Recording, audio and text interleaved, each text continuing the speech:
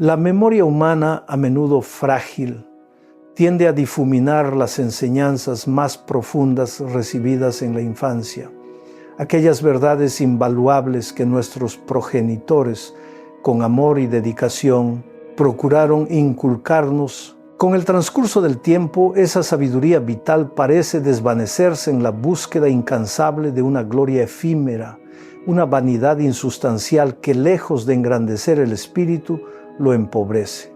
Esta quimera es la génesis de gran parte de la desazón que observamos en el devenir cotidiano. Es por ello que la sabiduría ancestral nos exhorta a no amar la vana ostentación de este orbe, ni los deseos carnales que nos subyugan, ni las concupiscencias que nuestros ojos, siempre traicioneros, nos presentan. ¡Ah! Cuánto engaño se esconde tras el velo de lo atractivo. No todo lo que reluce con destellos fulgurantes es oro puro. En ocasiones es una llama devoradora que consume el alma y desintegra la existencia. La historia bíblica de Sansón resuena con una fuerza particular en este contexto. Un joven cuyo nacimiento no fue producto del azar, sino la manifestación de un designio divino extraordinario. Cada ser humano que pisa este plano terrenal llega con un propósito preestablecido, una huella indeleble que el Creador ha delineado desde el vientre materno. La vida no es el resultado de una mera casualidad o de un encuentro fortuito, es una obra de la providencia divina. Sansón, un paladín en ciernes, fue anunciado a Manoá, su progenitor, con la promesa de que sería un libertador para su pueblo, un instrumento en las manos de lo alto. La encomienda era clara: educarlo y guiarlo en los senderos de la rectitud, cultivando en él la conciencia de su elevado destino. Manoá y su consorte cumplieron con esmero esta sagrada misión, instruyendo a su hijo desde la más tierna edad en los preceptos divinos. Sin embargo, el tiempo, en su implacable avance, trae consigo la madurez y con ella la autonomía de la voluntad. Los vástagos crecen y con la edad asumen la potestad de sus propias elecciones. Los padres, a pesar de su amor y su deseo de proteger, no pueden usurpar el sagrado derecho de sus hijos a decidir su propio rumbo. Rememoro con claridad la aflicción de un padre que, con el rostro surcado por las lágrimas y el alma traspasada de pesar, me confesaba su angustia. Pastor, me siento abrumado por el arrepentimiento, mas no logro discernir el origen de mi falta. ¿Dónde me equivoqué? ¿Por qué mi hijo se ha alejado de los principios que le inculcamos? Su dolor era palpable, su desconcierto profundo, y la respuesta, aunque dolorosa, es una verdad ineludible. Quizás usted, querido amigo, no cometió error alguno. Su dedicación fue ejemplar. Instruyó a su hijo con diligencia, le narró las gestas bíblicas, entonó himnos de alabanza, lo condujo al templo, lo integró en actividades de formación espiritual, invirtió su tiempo y su amor con una generosidad sin límites. Sin embargo, los hijos, al crecer, ejercen esa libertad inalienable, ese don precioso y a la vez temible que el Creador nos ha otorgado. La capacidad de elegir, incluso la de transitar por sendas equivocadas, la de autodestruirnos. En esta encrucijada vital, a menudo se extravían porque son amos de su albedrío, aunque las sendas elegidas no siempre sean las más propicias. Sansón, en su juventud y vigor, se dejó seducir por las apariencias. Al adentrarse en la tierra de los filisteos, sus ojos, ávidos de belleza, se posaron sobre una mujer cuya hermosura lo cautivó. Impulsado por un deseo irreflexivo, regresó al hogar paterno y con una determinación inquebrantable declaró: He divisado en Galilea a una mujer de singular atractivo que ha complacido mis pupilas. Tomadla para mí como esposa, pues su imagen ha deleitado mi vista de un modo irresistible. La admonición de Juan resuena con una pertinencia asombrosa en este pasaje. No améis el mundo, ni las cosas que en el mundo están. No os dejéis llevar por la seducción de los ojos. Los caprichos y las inclinaciones humanas, producto de una naturaleza caída, se encuentran intrínsecamente corrompidos. En el Edén, en la comunión primigenia con el Padre, nuestro carácter reflejaba la pureza divina y nuestros gustos eran inmaculados, santificados por la presencia de lo sagrado. Recuerda que si estos mensajes resuenan contigo y buscas una guía constante, te invitamos a unirte a nuestra comunidad. Considera suscribirte a Alejandro Bullón hoy para no perderte ninguna revelación que transforme tu existencia. Sin embargo, tras la ruptura edénica, la humanidad entera nació bajo el influjo de una naturaleza proclive al pecado, una inclinación que nos arrastra inexorablemente hacia los apetitos mundanos y las concupiscencias carnales que sin la intervención divina resultan incontrolables, llegando a dominarnos y subyugarnos. La bebida, el tabaco, las sustancias ilícitas, la promiscuidad, estas son las manifestaciones más evidentes de esa esclavitud. No obstante, en ocasiones, la depravación se disfraza con ropajes de aparente inocencia. La vanidad desmedida, el orgullo desorbitado, el egoísmo corrosivo, la soberbia altanera, la ambición desmedida por destacar o la codicia insaciable. Todas estas son artimañas del mundo, herramientas que el adversario utiliza con astucia para seducirnos, para atraparnos en sus redes y para conducir nuestra vida a la ruina. De ahí que el mensaje central de esta exposición, bajo el lema Conectados con Jesús, poseemos dominio propio, sea una invitación a la fortaleza para vencer, a la resiliencia, para no dejarnos arrastrar por la corriente mundana, para no sucumbir a sus engaños y evitar la autodestrucción. La fuerza de voluntad, ese baluarte contra la adversidad, es un anhelo constante en la vida de muchos. Con frecuencia, me encuentro con almas atribuladas que con desolación en su voz me confiesan: «Ay, pastor, si mi salvación dependiera únicamente de mi propia voluntad, estaría irremediablemente perdido. Mi determinación es frágil, mis promesas se disuelven como el humo, mis esfuerzos son vanos, lucho, pero no logro prevalecer». Esta noche desvelaremos el misterio de cómo se adquiere esa voluntad inquebrantable, esa potencia espiritual capaz de doblegar al adversario.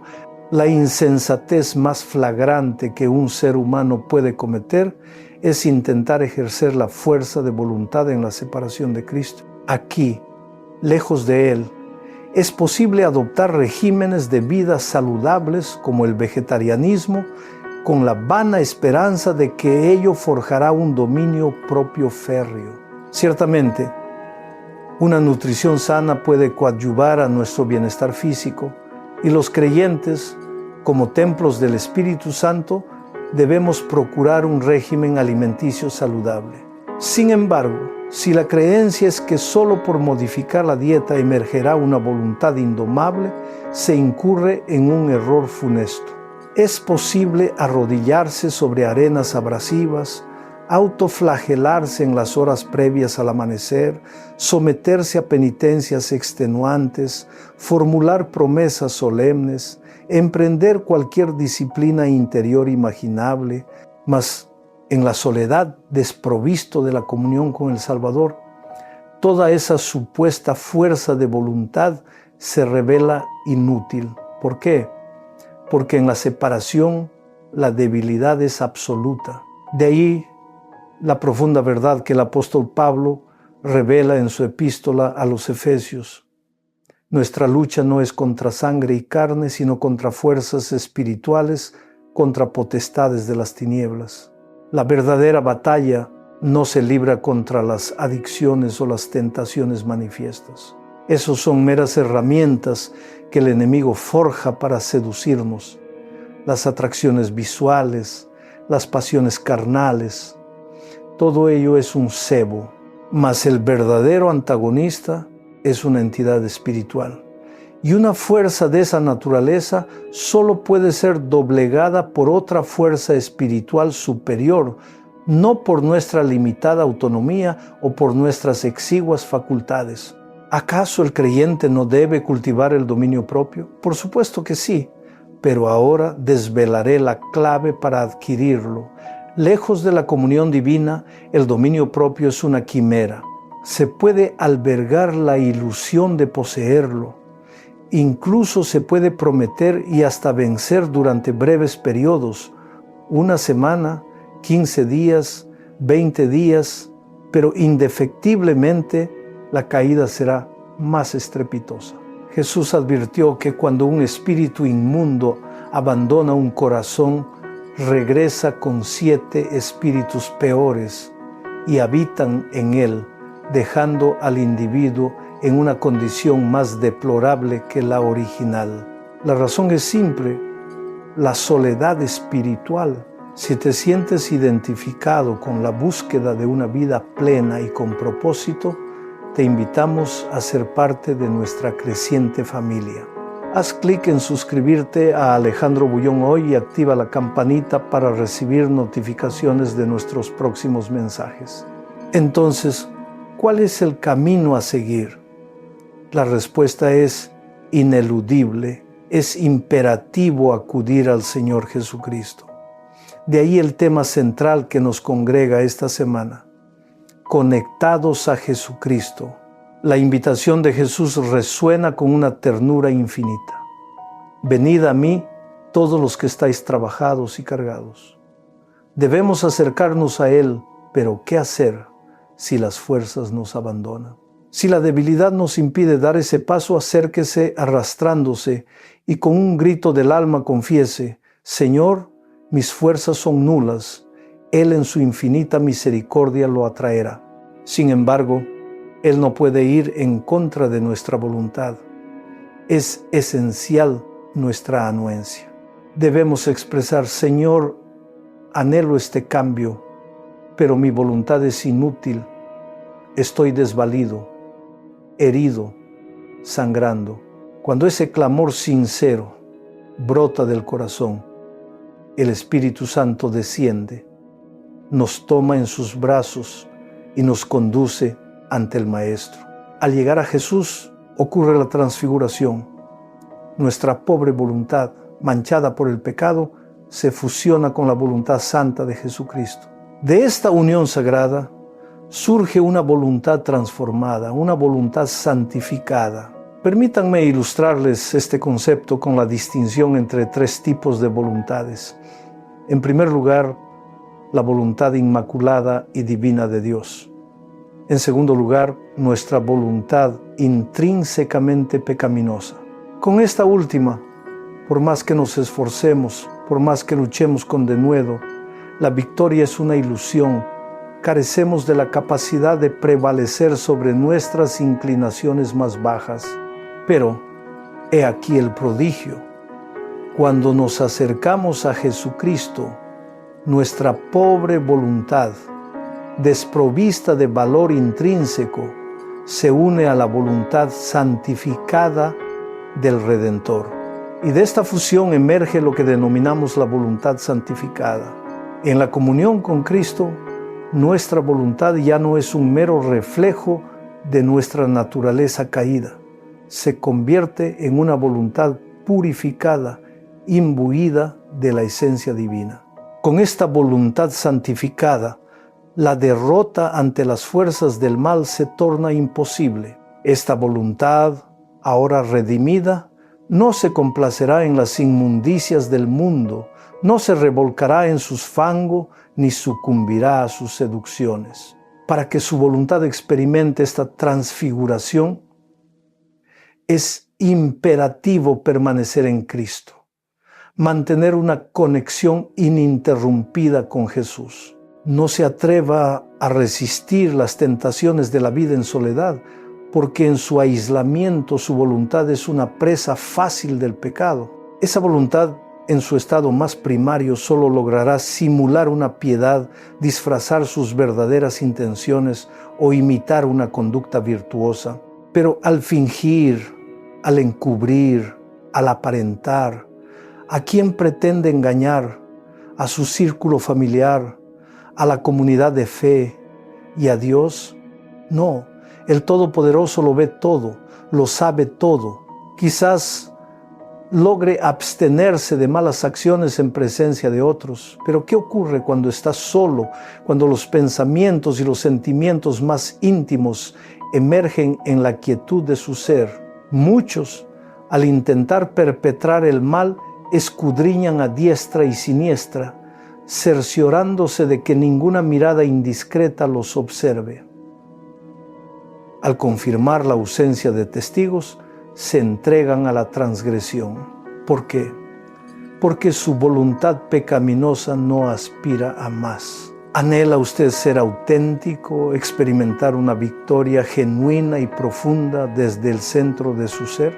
Entonces es imperativo que se acerque a Jesucristo y permita que su santa voluntad se fusione con la suya, dando origen a esa voluntad santificada. Esta es la esencia de lo que el apóstol Pablo proclama en Gálatas 2, versículos 20 y 21. Con Cristo estoy juntamente crucificado y ya no vivo yo, mas vive Cristo en mí. ¿Cómo es posible que al no vivir ya en mí, Cristo habite en mi interior? Es el resultado de haber ido a Cristo, de haber renunciado a mi propia vida para que Él ahora resida en mí. Por eso, en 1 Corintios capítulo 6, el texto que aparece en su pantalla, se nos enseña que nuestro cuerpo es templo del Espíritu Santo. La razón, porque ahora Dios, a través de su Espíritu, mora en nosotros. Esta voluntad que el ser humano posee cuando está conectado a Jesucristo, esa es la voluntad santificada, una voluntad que desconoce la derrota. El adversario puede presentarse con la más abyecta de las tentaciones, pero no logrará doblegarla. Todo esto está bellamente articulado en una cita del Espíritu de profecía, que se proyecta ahora en la pantalla para su meditación. Le concedo unos instantes para que la lea, reflexione y asimile la profundidad de lo que allí se expone. Al acudir a Jesucristo, su voluntad se amalgama con la voluntad divina y en ese instante usted se convierte en poseedor de una voluntad santificada, una fuerza inquebrantable capaz de derrotar al enemigo. Querido amigo, permítame asegurarle algo fundamental. Aunque nuestra contienda es contra una fuerza espiritual, es crucial recordar que es contra una fuerza espiritual ya vencida. El adversario ya no tiene potestad sobre usted, no puede gobernar su existencia. ¿Sabe por qué? Porque en la cruz del Calvario, el Señor Jesucristo, mediante su sacrificio y su gloriosa resurrección, clavó simbólicamente una estaca en el corazón del maligno. Desde aquel día trascendental, el enemigo es un agonizante, un ser en las postrimerías de su existencia irremisiblemente derrotado. Él mismo es consciente de su derrota, pero se deleita en la destrucción ajena. No obstante, solo puede destruir a aquellos que permanecen separados de Jesús, porque sobre aquellos que se refugian bajo las alas protectoras del Redentor, el maligno carece de poder para causarles daño. Nuestro adversario es un enemigo rendido, un contendiente vencido. No dejes que las complejidades de la vida te desvíen de tu propósito. Con la ayuda de mensajes como este, puedes encontrar la luz. Considera suscribirte a Alejandro Bullón hoy para fortalecer tu espíritu y mantenerte en el camino de la verdad. Por lo tanto, le formulo una interrogante crucial. ¿permitirá usted ser doblegado por un enemigo sin cabeza? La anécdota griega de un soldado que, habiendo perdido la cabeza en combate, continuaba luchando impulsado por su afán de victoria, solo para detenerse al percatarse de su condición mortal, ilustra esta verdad. El adversario es ese enemigo decapitado. Desde el Calvario, desde su resurrección, Cristo lo ha sometido. El maligno ya no tiene oportunidad. Por esta razón, sus acciones actuales a menudo se revelan como disparates. Recordando una campaña evangelística, he narrado en múltiples ocasiones un incidente escalofriante.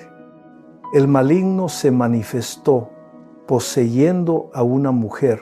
Es un hecho ineludible que el enemigo se adueña de corazones frágiles, de almas distanciadas de Jesús, de aquellos que no se nutren de la palabra divina y que no cultivan una vida de comunión con el Creador. Esta mujer emitió un grito desgarrador mientras yo predicaba, atrayendo todas las miradas. Poseída por una voz gutural y una fuerza descomunal, alzó un sólido banco de madera destinado a 6 personas y lo arrojó contra mí, que me hallaba en la plataforma a unos 20 metros de distancia. Si no me hubiera apartado, el impacto habría sido fatal. Luego, arrastrándose por el suelo, con los ojos inyectados en sangre y la boca espumeante, profería amenazas. «Te voy a matar, te voy a matar. Yo no te hago nada y tú me persigues». Como hijos de Dios, no estamos destinados a vivir bajo la sombra del adversario, ni, por supuesto, nos complacemos en su presencia. En aquel instante, la incomodidad me invadió, mas mi corazón elevó un clamor silente. «Dios mío, estoy predicando, multitudes presencian este mensaje, no permitas que el enemigo prevalezca. Manifiesta tu poder esta noche». De pronto, al aproximarse amenazadoramente, la mujer se desplomó desmayada y fue retirada. Concluida la reunión, me acerqué a ella. Sus ojos, ahora limpios, reflejaban la liberación del poder divino. Con una sonrisa radiante, me dijo: «Ay, pastor, discúlpeme. Ahora experimento una paz inmensa en mi corazón. Anhelo ser bautizada en la próxima ceremonia». Y este no ha sido un incidente aislado. A lo largo de mi ministerio he presenciado innumerables manifestaciones del poder divino. Recuerdo haber estado bautizando a una persona cuando, en el momento de la inmersión, el maligno tomó posesión de ella. Porque, permítanme insistir, el adversario no es una fábula, ni una leyenda, ni una mera fuerza abstracta del mal. Es una persona. La Sagrada Escritura revela que fue un ángel de espléndida belleza, pero rebelde, cuyo corazón se hinchó de orgullo. Él existe, es una realidad innegable, no se debe jugar con él ni tomarlo a la ligera. La mejor prueba de su existencia son las miles y miles de vidas truncadas, existencias que vegetan en la miseria, sumergidas en el vicio, o lo que la Biblia denomina el mundo. Recorra las grandes metrópolis y observe a los individuos sometidos a las drogas. En cada urbe existe una calle, una zona, donde jóvenes brillantes, con futuros prometedores, ven sus vidas arruinadas. ¿Quién se esconde detrás de tanta desolación? Es el adversario. Contemple los hogares deshechos, las familias sumidas en la tristeza, que a pesar de poseer todo para ser felices, un hombre, una mujer, hijos, una familia, están destruidas, desmoronadas. ¿Con cuánta frecuencia? Hombres que matan a sus esposas, que agreden a sus propios hijos. ¿Quién instiga tales atrocidades?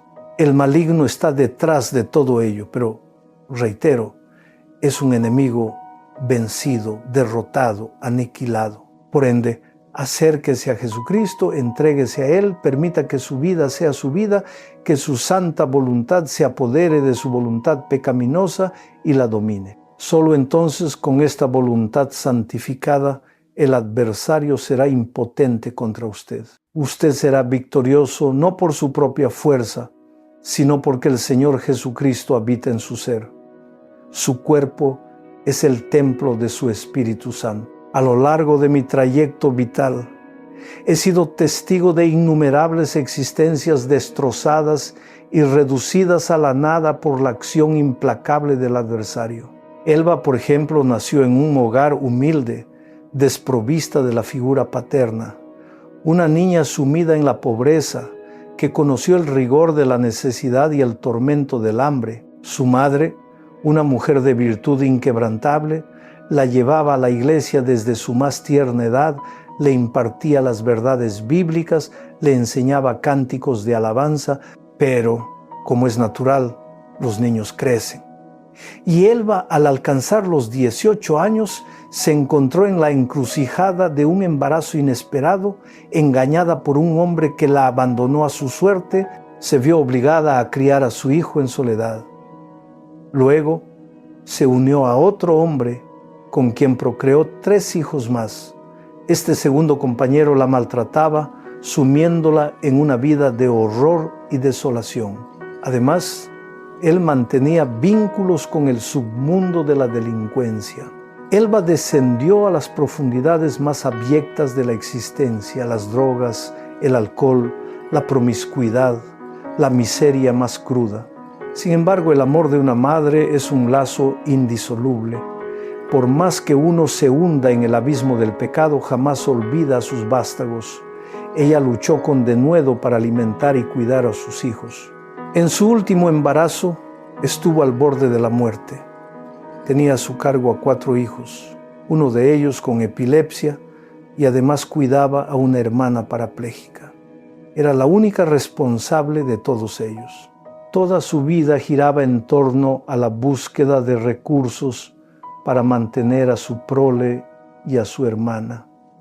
Postrada en su lecho de muerte, con la vida desvaneciéndose, Elba elevó sus ojos al cielo, porque en la existencia, amado amigo, hay un momento crucial en el que por más que se corra, que se intente evadir la realidad, que uno se deje atrapar por las quimeras del mundo, se llega a la conciencia ineludible de que en la soledad la perdición es segura. Es entonces cuando la necesidad de Jesucristo se vuelve imperante. Este mensaje es para ti, una invitación a la reflexión y a la acción. Si buscas inspiración y respuestas a las grandes preguntas de la vida, te animamos a suscribirte a Alejandro Bullón hoy y unirte a nuestra comunidad de fe y esperanza. Elba, con la voz apenas audible, clamó al cielo: Señor, te necesito en mi vida, por favor sáname. Y si mi destino es morir, te ruego que no me dejes sola. Quítale también la vida a mi hermana y a mis hijos, pues si yo fallezco, ¿quién cuidará de ellos? Por favor, Señor, haz algo en mi vida. Y querido, lo más sublime de la existencia es que por más vil que haya sido su comportamiento, por más que se haya apartado de la senda correcta, ¿acaso Dios ha cesado de amarlo? No. Usted se alejó del amor divino, mas ese amor perdurable permanece inalterable. Cuando por cualquier motivo usted vuelve su mirada al Creador y clama con sinceridad, el amor de Dios lo alcanza allí donde se encuentre. Y así fue con Elba. Su clamor ascendió y Dios, en su bendita misericordia, la encontró en su sufrimiento, la sanó y la restauró. Pero ella continuaba en el mundo, sumida en la ignorancia de la vida espiritual, inmersa en esa miseria existencial, hasta que un día, en lo más profundo de su corazón, clamó: Señor, debo salir de este país para escapar de esta vida, porque aquí no podré liberarme. Así emprendió el viaje, ingresando ilegalmente a los Estados Unidos. Fue detenida por las autoridades migratorias en la frontera. Pero al viajar con 2 de sus hijos, dejando a los otros en Honduras, le otorgaron un documento que le permitió el ingreso.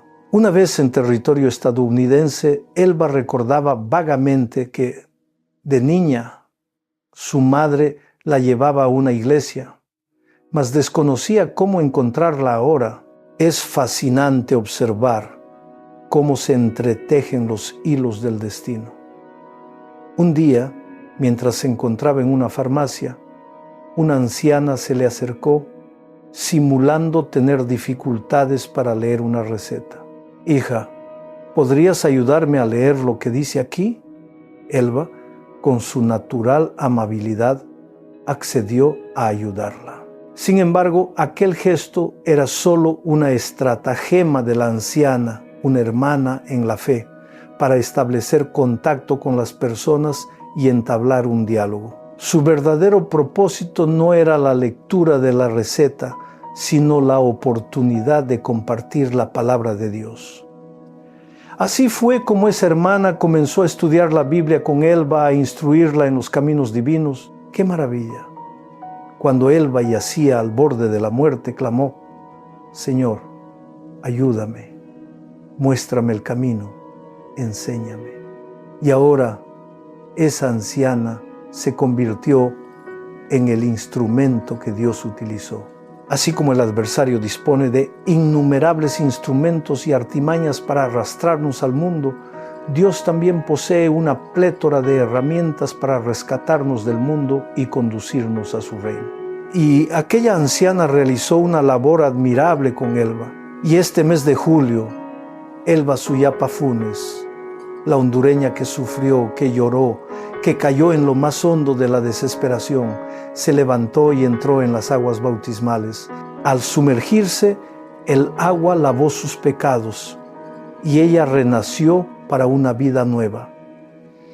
Ese es el Dios que le ofrece su mano, querido. Él lo encuentra destruido, deshecho, con su vida desprovista de sentido, y lo llama con un amor incondicional. Por lo tanto, no invente pretextos. Existen innumerables personas que con una habilidad asombrosa fabrican argumentos para postergar el bautismo. ¿Por qué debo bautizarme?, se preguntan. Amado amigo, la respuesta es simple y profunda. Como ya expliqué anoche y reitero, su vida ha sido una existencia marcada por el pecado, y la paga del pecado es la muerte. No obstante, surge la pregunta: ¿acaso Cristo no murió por usted? Sí, Cristo murió por usted, pero para que el sacrificio redentor de Cristo le sea aplicado, usted debe ir a Jesús y experimentar la muerte que Él sufrió. ¿Y cuál es esa muerte de Cristo? Es el bautismo. De ahí la solemne declaración del apóstol Pablo: ¿o no sabéis que todos los que hemos sido bautizados en Cristo Jesús hemos sido bautizados en su muerte? Así pues, si usted ha pecado, solo tiene dos sendas a elegir: o muere usted asumiendo las consecuencias de su transgresión, o muere Cristo por sus pecados. Si no desea morir usted, bien, Cristo morirá por usted. Mas para que la muerte de Cristo le sea eficaz, es imperativo que sea bautizado, porque al bautizarse usted muere la muerte de Cristo. Si rehúsa el bautismo, entonces deberá morir su propia muerte. ¿La razón? Ha pecado. Y la paga del pecado es la muerte. Por ello, el Señor Jesucristo, con una voz cargada de amor, le susurra: «Hijo, ven, entrégate, ríndete. Usted es inmensamente valioso, querido». Esta semana es posible que esté luchando con la voz de Dios en lo más profundo de su ser. Desconozco la razón que lo retiene de entregarse plenamente a Jesucristo. Allí donde se encuentra, si está viendo este programa en soledad, arrodíllese y clame: «Señor, no puedo más, te necesito en mi vida». Si está junto a un amigo, exprésele su anhelo de prepararse para el bautismo o de entregar su vida a Jesús. Pero por favor, no permita que esta semana concluya sin haber tomado la decisión más trascendental de su existencia. Naturalmente, Si apenas está comenzando su estudio de la palabra de Dios, complete su preparación, aprenda a fondo el camino divino a través de las Escrituras y luego, con plena convicción, tome la decisión de bautizarse. Que Dios lo bendiga abundantemente. Ahora me dispongo a orar por usted y mientras elevo mi súplica, permita que el Espíritu Santo obre en su corazón y responda positivamente a su llamado. Este viaje de fe puede ser el inicio de una transformación asombrosa en tu vida. Para seguir recibiendo mensajes que te inspiren y te guíen, asegúrate de suscribirte a Alejandro Bullón hoy. Juntos exploraremos las profundidades del amor y la gracia divina. Oh Padre amado que moras en las alturas celestiales, en este instante solemne miles de almas sintonizan este mensaje. Algunas se encuentran aprisionadas, esclavizadas por las corrientes insidiosas del adversario que las mantiene subyugadas en el mundo. Pero Señor, en la cruz del Calvario, Cristo decretó la victoria ineludible del ser humano. Al resucitar al tercer día y triunfar sobre la muerte, Él clavó la estaca mortal en el corazón del maligno. Por consiguiente, aunque nuestra contienda no se libra contra meros seres de carne y hueso, sino contra una fuerza espiritual, es imperativo recordar que se trata de una fuerza espiritual ya derrotada, perdida, aniquilada.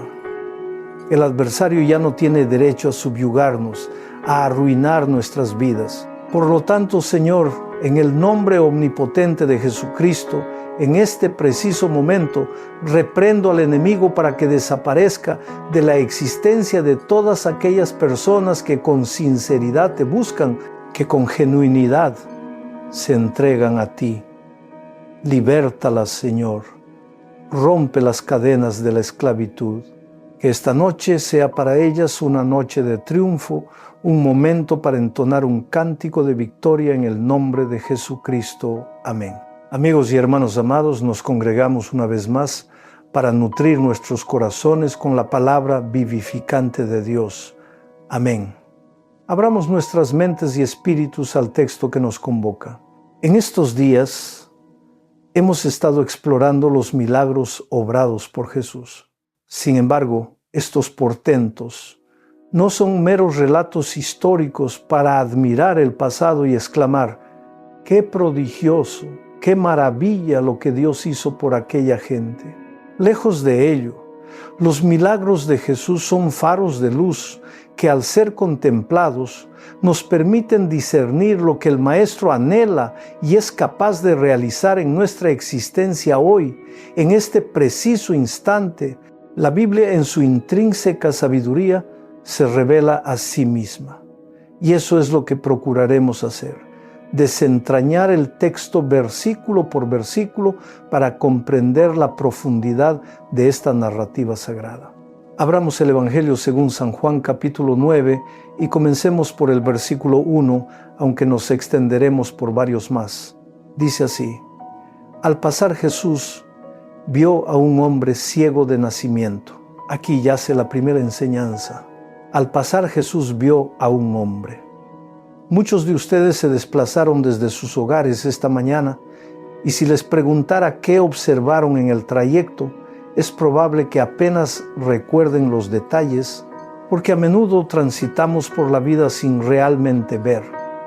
Mas Jesús, en su peregrinar, no solo contemplaba la belleza y la maravilla, sino que su mirada se posaba en aquello que el mundo despreciaba. En aquellos tiempos, un ciego no era considerado plenamente humano. Era una cosa, un ser relegado a la marginalidad. En la actualidad, los tiempos han mutado. Hoy se valora a la persona con discapacidad visual. Existen sistemas de lectura como el braille y las legislaciones promueven la inclusión laboral. Pero en la época de Cristo, el destino ineludible de un invidente de nacimiento era mendigar, extender la mano en las calles, anhelando la compasión ajena. Si el texto hubiera dicho: Jesús pasaba y vio a un rey, sería predecible, todos repararían en un monarca. Si dijera Jesús pasaba y vio a un célebre cantante, también sería comprensible. Pero Jesús pasó y vio a un ciego, a nadie en aquel contexto. Esto es lo que me subyuga de Jesucristo, su capacidad de no solo pasar, sino de ver la esencia de las almas.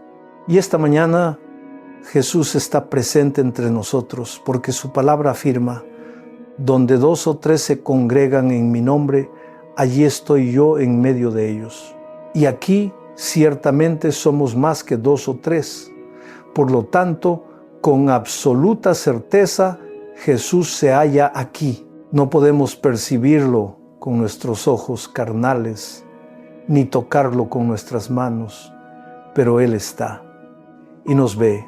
Si en aquellos tiempos contempló a un ciego, símbolo de la nada, ¿cómo no habrá de verle a usted con toda su complejidad y su dolor?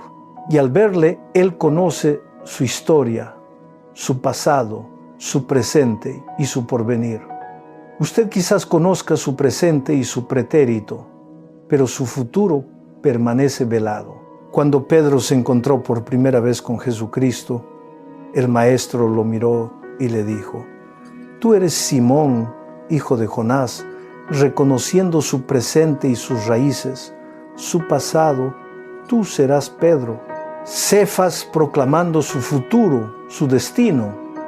Reitero, usted conoce su presente y su pasado, mas no su porvenir.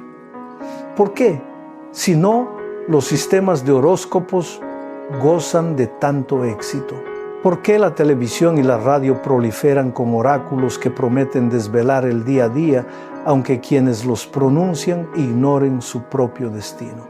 Se ha convertido en un lucrativo negocio, porque el ser humano anhela desesperadamente conocer su futuro, saber qué le depara el mañana. Su porvenir, sin embargo, está celosamente custodiado en las manos de Dios. Él lo conoce, lo sabe, lo escudriña. No hay pecado en su vida que pueda ocultarse a su mirada, pues Él todo lo discierne y nada de su presente puede permanecer velado. Quizás yo no lo conozca a usted, pero Jesús sí.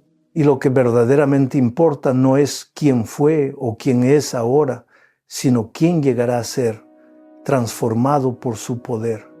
Porque cuando Dios lo encuentra en el sendero de la vida, lo halla como una piedra en bruto. Pero Él no ve la piedra sin pulir. Él divisa el diamante que yace en su interior, una gema que Él mismo irá labrando con la destreza de un artista consumado. Él lo toma en sus manos como barro sin forma, mas Él es el alfarero supremo y le dará la configuración idónea hasta convertirlo en un vaso precioso. Permite que cada palabra de esperanza que compartimos sea un bálsamo para tu alma. Si crees en el poder transformador de la fe, te invitamos a suscribirte a Alejandro Bullón hoy y a unirte a un propósito mayor. Por eso, no debe lamentarse por su pasado. «Ay, ¿qué hice con mi vida?», me decía un joven al salir de una prisión en México donde visitaba a los reclusos. «Mira, hijo», le respondí, «no te preocupes por lo que hiciste, sino por lo que harás con tu vida a partir de hoy, porque tu existencia comienza en el instante en que conoces a Jesús y lo aceptas como tu Salvador». Este pobre ciego, con seguridad, había sido llevado a la calle por algún amigo o familiar para mendigar, pensando que sería un día más en su monótona existencia. Ignoraba que ese día Jesús lo vería, que él se dejaría ver por Jesús y que al obedecer las instrucciones del Maestro, su vida se transformaría para siempre. Existe, lamentablemente, mucha gente que se deja encontrar por Jesús, pero que luego rehúsa cumplir con sus preceptos. Si este ciego se hubiera limitado a ser hallado por Jesús sin obedecer sus indicaciones, habría permanecido en la ceguera por el resto de sus días. Por ello, es imperativo escuchar la voz de Dios, y hoy la voz de Dios no se manifiesta en misticismos o en esperas pasivas, como algunos que con anhelos aguardan A ver, Señor, háblame. Dios, en su infinita sabiduría, no necesita hablarle de manera audible cuando ya le ha revelado su voluntad por escrito en su palabra. No importa cuán profunda sea la oscuridad en la que te encuentres, siempre hay una luz que te llama. Si has sentido ese llamado y anhelas una vida plena, no lo dudes más. Suscríbete a Alejandro Bullón hoy para descubrir el camino de la verdadera libertad y el propósito eterno. Tu transformación comienza ahora y esta comunidad estará contigo en cada paso. Te esperamos para juntos conquistar cada desafío